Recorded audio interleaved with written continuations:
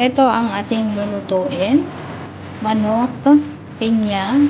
Itong manok nababad na sa soy sauce at saka paminta na durog. Ayan. Minarinate ko na po eh. Marinate na yan sa paminta at saka soy sauce. Ayan.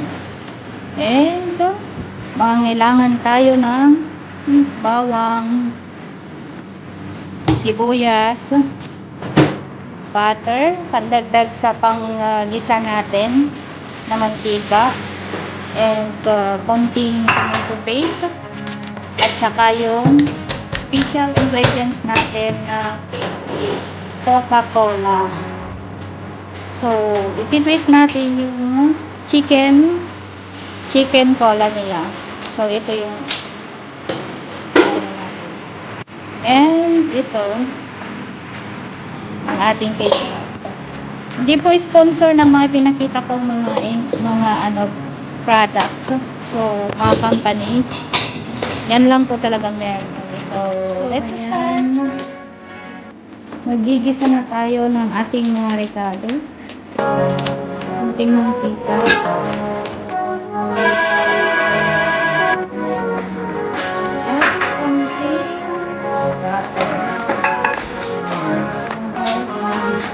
Konting butter.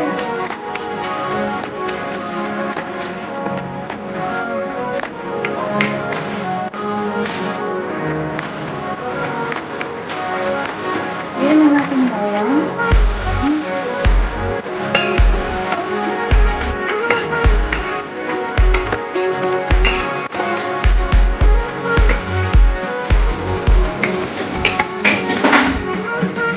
Pag nag-golden brown na siya, ilalagay na natin ang ating sibuyas.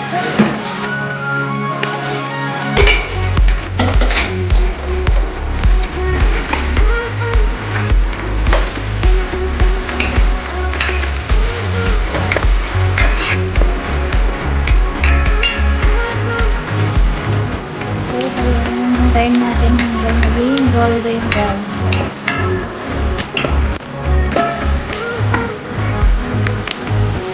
So, ayan na. Okay na yung sibuyas. At ilalagay na natin ang ating marinated na.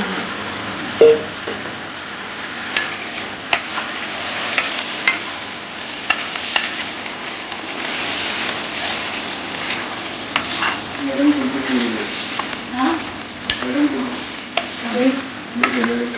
Milk? Milk. So, ayan. Tapan natin. Iwan natin ng mga ilang minuto. Ayan. Lutuin natin ng mga 10 minutes o 15 minutes. Depende sa laki ng inyong apoy. Pero nasa medium lang. So, ayan. Habang niluluto natin ang manok, ilalagay na natin ang ating special ingredients. So, isa lang ang ilalagay natin kasi parang marami na ang tubig. So, ayan na yung itsura niya. Tatakpan na natin at pakakuluin niya.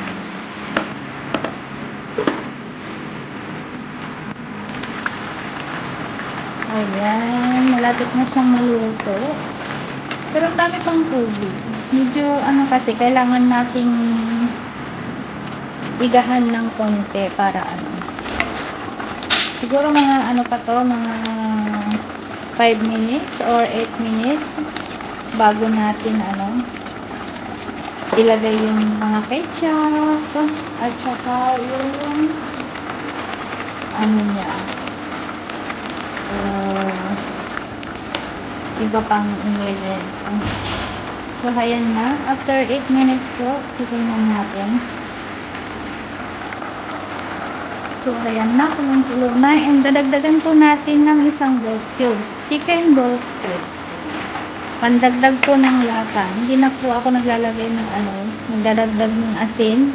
Kasi namarinate ko na siya sa soy sauce. And yung bulk cubes, meron na yung alat. So, sakto na yung timpla niya sa alat. Ayan. So, kunting pa, mga 5 minutes pa. Pwede na natin ilagay ang ating ketchup. Ayan. So, pakukulaan pa natin yung pakukulaan na about for 5 minutes bago natin ilagay ang ating ketchup. Paulit-ulit. Sorry naman ito. Ayan. I almost forgot. Yung paminta na buo-buo. Ayan. Yung paminta na buo. So, ayan. Lagyan natin pandagdag ng bango niya. So, ayan. Sorry po sa ating sandok na sunog sa kabila. Ayan. So, ayan. Ang ating sandok na nasunog. Ayan. And of course, kakailanganin po natin ng 1 tablespoon na cornstarch para sa pampalapot ng konti. Ayan. So, ito. Ay, wow. Ang daming tubig. Ayan. Cornstarch yan.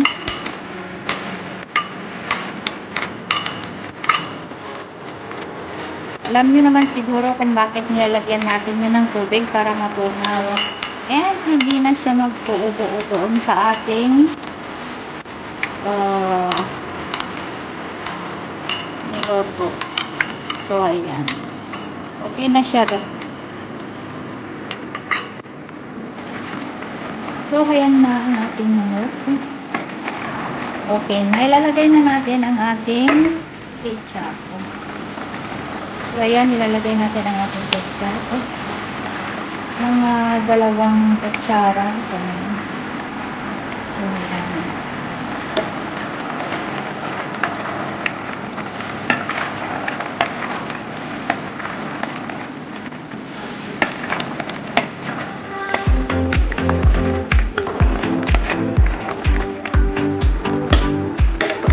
And about 1 kutsara po ng ating tomato paste.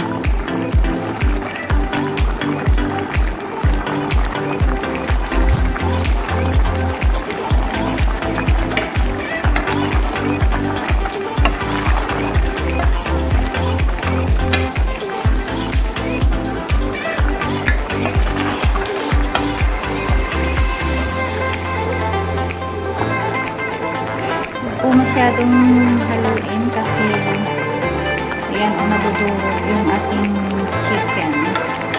So ayan, okay na po yan, and lulutuin natin ng about 5 minutes ulit para sa final ano na niya, final cook na final cook para lutong-luto na siya.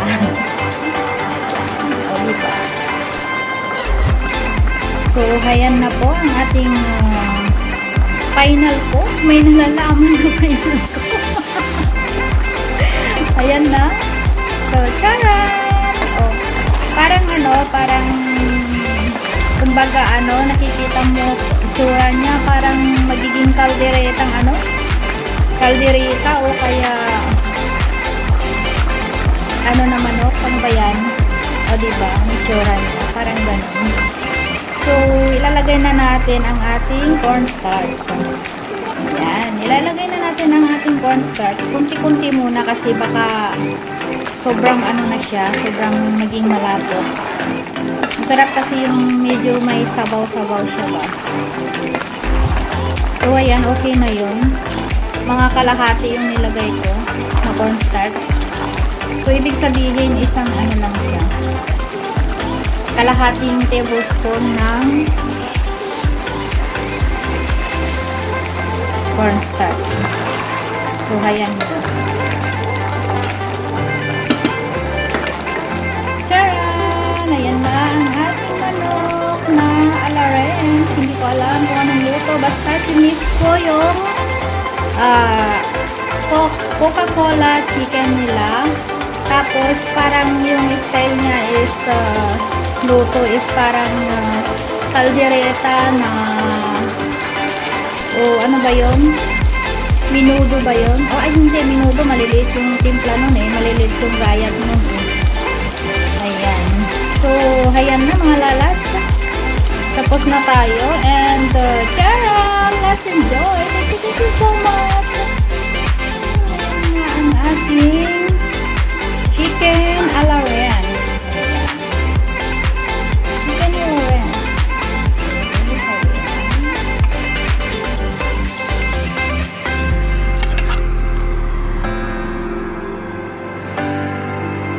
ba? Ang sarap ng ano niya. Ang sarap ng tsura niya. Ayan. Diba? Tapos, meron siyang ano. Meron siyang sapa. Ayan. Ang sarap ng sabaw niya. Ayan. And then, ang ating meron siyang pineapple. Ayan na siya. Ayan.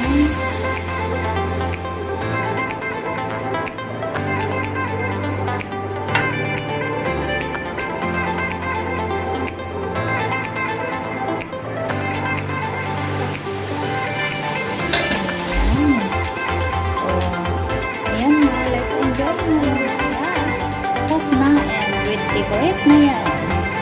O diba? Sa mga mahilig sa sili, hindi ko yan nilalagyan ng sili kasi pagkain ko yan. So, sa mga mahilig sa sili, ayan na, lagyan nyo ng sili. And yan, pinaibabaw ko na para sa mga